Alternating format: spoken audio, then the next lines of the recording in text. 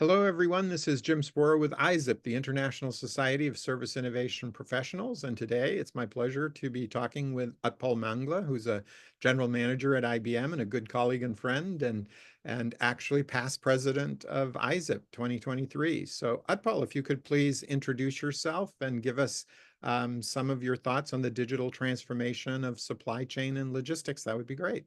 Yeah, absolutely. Thank you, Jim. Thank you for the opportunity. Good morning, good afternoon, and good evening, team.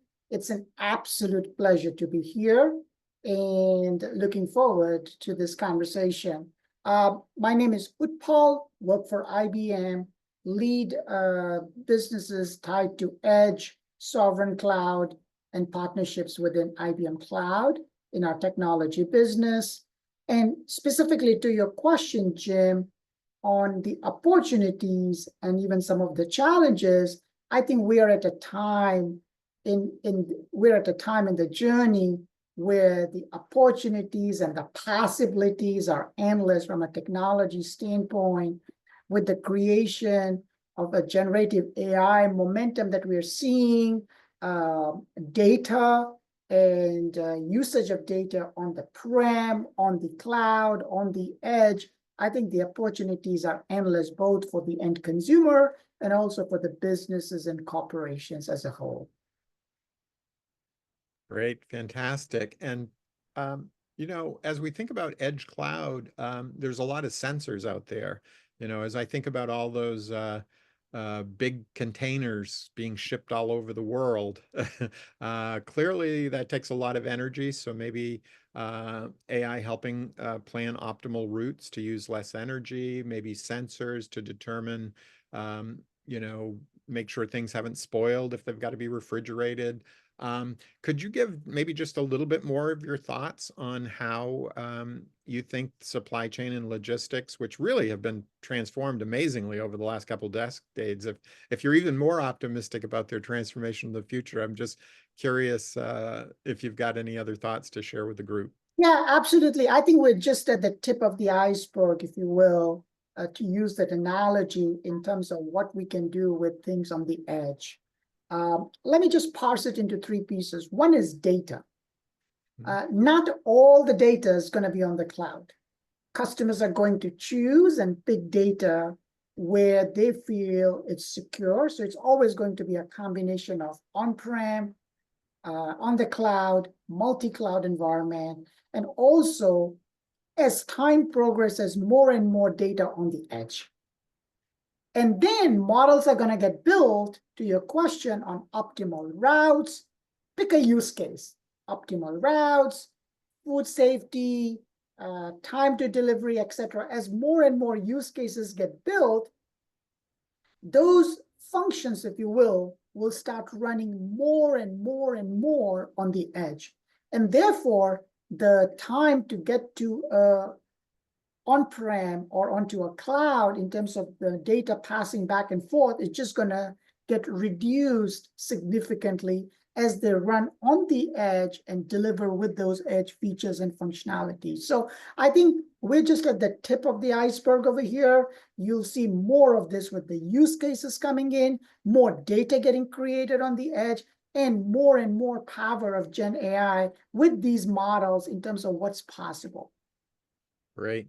And I know this is probably one of your favorite questions, so I know you think about this a lot, but if you had to give some advice to a student at a university or a recent graduate, someone early in their career, and you look at the skills that have been most valuable to you and what you think will be even more valuable in the future, perhaps, what kind of advice would you give the next generation preparing for careers in the world today? Yeah, I would categorize this into three buckets, if you will. One is obviously the hard skills. And so if you're coming out with a computer science major, engineering major, whatever major you've chosen, those are hard skills. You obviously, if you're graduating or you're coming out of university, you will have those skills. So that's a given. I would say that's table stakes. You obviously will have that as you come out of a university or a college program. But let me focus on the other two. The second one, which is absolutely critical, and sometimes we don't pay too much focus on this, especially in schools and colleges and universities, is the soft skills. Teaming is absolutely critical.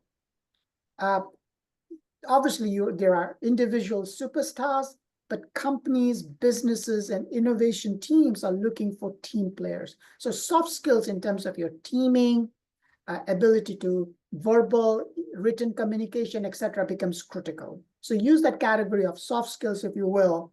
And then the third one would be industry expertise or a service line expertise.